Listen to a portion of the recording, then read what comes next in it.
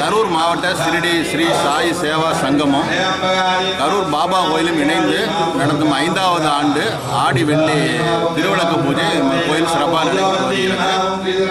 மக்கள் நலமுடன் வாழவும் மழை நன்றாக பெய்து மக்களுடைய சிரமங்கள் போக்கி எல்லோரும் நன்றாக வாழ இந்த சிறப்பு பூஜை ஒவ்வொரு வருடமும் ஆடி மாதம் வெள்ளிக்கிழமையும் தை வெள்ளிக்கிழமையும் சிறப்பாக நடைபெற்று வந்து கொண்டிருக்கிறது.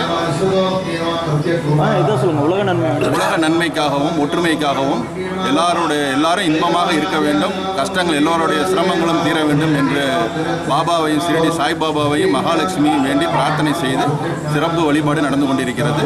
இது ஒவ்வொரு வருடமும் நடக்கிறது.